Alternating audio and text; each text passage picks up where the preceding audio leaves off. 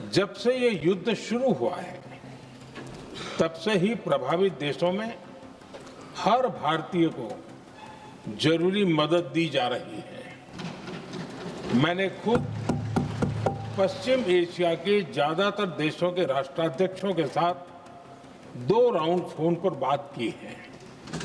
सभी ने भारतीयों की सुरक्षा का पूरा आश्वासन दिया है। दुर्भाग्य से इस दौरान कुछ लोगों की दुखद मृत्यु हुई है और कुछ घायल हुए हैं। भारत के सामने भी इस युद्ध ने अप्रत्याशित चुनौतियां खड़ी कर दी हैं। ये चुनौतियां आर्थिक भी हैं, नेशनल सिक्योरिटी से जुड़ी भी हैं और मानवीय भी हैं।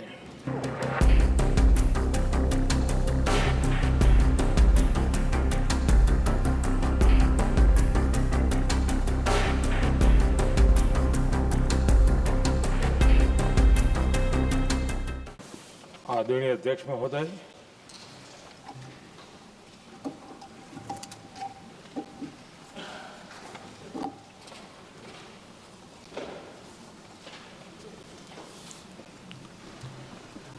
आदरणीय अध्यक्ष महोदय, मैं इस सम्मानित सदन में पश्चिम एशिया में चल रहे संघर्ष और इसकी वजह से भारत के सामने आई चुनौतियों पर बात रखने के लिए उपस्थित हुआ हूं। इस समय पश्चिमी एशिया की हालत चिंताजनक है। बीते 2-3 हफ्तों में जयशंकर जी ने और हरदीप पुरी जी ने इस विषय पर सदन को जरूरी जानकारी दी है। अब इस संकट को 3 सप्ताह से ज्यादा हो रहा है।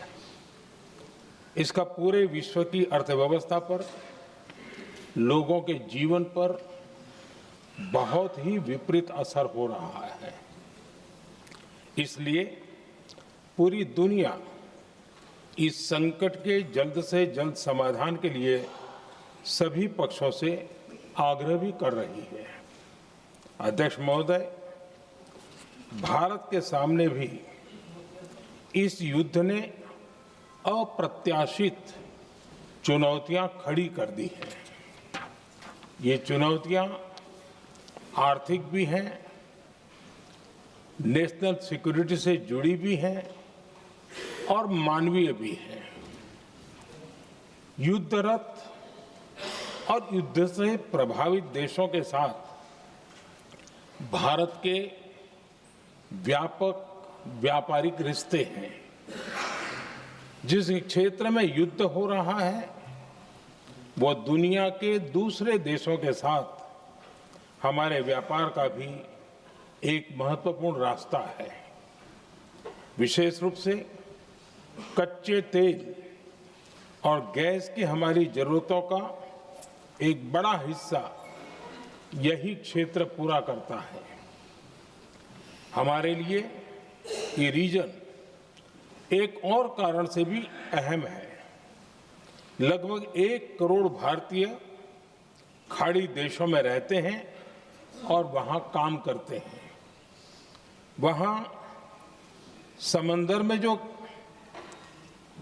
कमर्शियल शिप चलते हैं उनमें भारतीय क्रू मेंबर्स की संख्या भी बहुत अधिक है।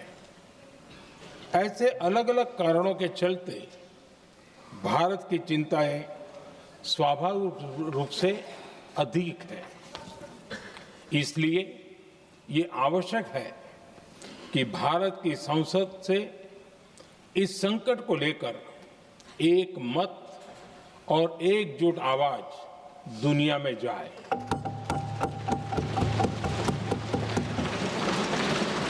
अध्यक्ष जी, जब से ये युद्ध शुरू हुआ है तब से ही प्रभावित देशों में हर भारतीय को जरूरी मदद दी जा रही है। मैंने खुद पश्चिम एशिया के ज्यादातर देशों के राष्ट्राध्यक्षों के साथ 2 राउंड फोन पर बात की है। सभी ने भारतीयों की सुरक्षा का पूरा आश्वासन दिया है। दुर्भाग्य से इस दौरान कुछ लोगों की दुखद मृत्यु हुई है और कुछ घायल हुए हैं। ऐसे मुश्किल हालात में परिवारजनों को आवश्यक मदद दी जा रही है। जो घायल है उनका बेहतर इलाज सुनिश्चित कराया जा रहा है। अध्यक्ष जी, प्रभावित देशों में हमारे जितने भी मिशन हैं वो निरंतर भारतीयों की मदद करने में जुटे हैं। वहां काम करने वाले भारतीय हो या फिर जो टूरिस्ट वहां गए हैं, सभी को हर संभव मदद दी जा रही है। हमारे मिशन नियमित रूप से एडवाइजरी जारी कर रहे हैं। यहां भारत में और अन्य प्रभावित देशों में 24/7 कंट्रोल रूम और आपातकालीन हेल्पलाइन स्थापित की गई है। इनके माध्यम से सभी प्रभावितों को त्वरित जानकारी दी जा रही है। अध्यक्ष जी, संकट की स्थिति में देश विदेश में भारतीयों की सुरक्षा हमारी बहुत बड़ी प्राथमिकता रही है। युद्ध शुरू होने के बाद से लेकर अब तक 3,75,000 से अधिक भारतीय सुरक्षित भारत लौट चुके हैं।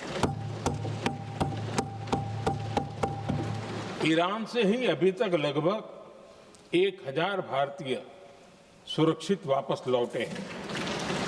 इनमें 700 से अधिक मेडिकल की पढ़ाई करने वाले युवा हैं।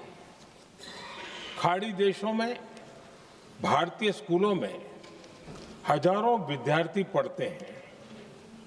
सीबीएसई ने ऐसे सभी भारतीय स्कूलों में होने वाली कक्षा 10वीं और 12वीं की निर्धारित परीक्षाओं को रद्द कर दिया है। इन बच्चों की पढ़ाई निर्बाध चलती रहे, इसके लिए सीबीएसई उचित कदम उठा रही है। यानी सरकार संवेदनशील भी है, सतर्क भी है और हर सहायता के लिए तत्पर भी है। माननीय अध्यक्ष जी, भारत में बड़ी मात्रा में कच्चा तेल, गैस और फर्टिलाइजर जैसी अनेक जरूरी चीजें हॉर्मुज स्ट्रेट के रास्ते से आती हैं। युद्ध के बाद से ही हॉर्मुज स्ट्रेट में जहाजों का आना जाना बहुत चुनौतीपूर्ण हो गया है। बावजूद इसके हमारी सरकार का ये प्रयास रहा है कि पेट्रोल, डीजल और गैस की सप्लाई बहुत ज्यादा प्रभावित न हो। देश के सामान्य परिवारों को परेशानी भी कम से कम हो, इस पर हमारा फोकस रहा है। हम सभी जानते हैं, देश अपनी जरूरत की 60% एलपीजी आयात करता है। इसकी सप्लाई में अनिश्चितता के कारण सरकार ने एलपीजी के डोमेस्टिक उपयोग को प्राथमिकता दी है। साथ ही एलपीजी के देश में ही उत्पादन को भी बढ़ाया जा रहा है। पेट्रोल, डीजल की सप्लाई पूरे देश में सुचारू रूप से होती रहे, इस पर भी लगातार काम किया गया है। अध्यक्ष जी, आज की इन परिस्थितियों में एनर्जी सिक्योरिटी को लेकर बीते एक दशक में उठाए गए कदम और भी प्रासंगिक हो गए हैं। भारत ने बीते 11 वर्षों में अपनी एनर्जी इंपोर्ट का डाइवर्सिफिकेशन किया है। पहले क्रूड ऑयल, एलएनजी, एलपीजी ऐसी एनर्जी जरूरतों के लिए 27 देशों से इंपोर्ट किया जाता था। वहीं आज भारत 41 देशों से एनर्जी इंपोर्ट करता है।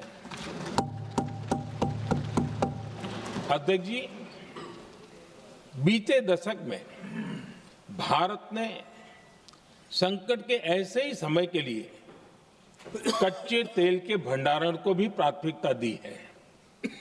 आज भारत के पास 53 लाख मीट्रिक टन से अधिक का स्ट्रेटेजिक पेट्रोलियम रिजर्व है और 65 लाख मीट्रिक टन से अधिक के रिजर्व की व्यवस्था पर देश काम कर रहा है। हमारी तेल कंपनियों के पास जो रिजर्व रहता है वो अलग है। बीते 11 वर्षों में हमारी रिफाइनिंग कैपेसिटी में भी उल्लेखनीय वृद्धि हुई है। अध्यक्ष जी, सरकार अलग अलग देशों के सप्लायर्स के साथ भी लगातार संपर्क में है। प्रयास ये है कि जहां से संभव हो वहां से तेल और गैस की सप्लाई होती रहे। भारत सरकार गल्फ और आसपास के शिपिंग रूट्स पर निरंतर नजर बनाए हुए है। हमारा प्रयास है कि तेल हो, गैस हो, फर्टिलाइजर हो, ऐसे हर जरूरी सामान से जुड़े जहाज भारत तक सुरक्षित पहुंचे। हम अपने सभी वैश्विक सहयोगियों के साथ निरंतर संवाद कर रहे हैं ताकि हमारे मैरीटाइम कॉरिडोर सुरक्षित रहे। ऐसे प्रयासों के कारण बीते दिनों हॉर्मुज स्ट्रेट में फंसे हमारे कई जहाज भारत आए भी हैं।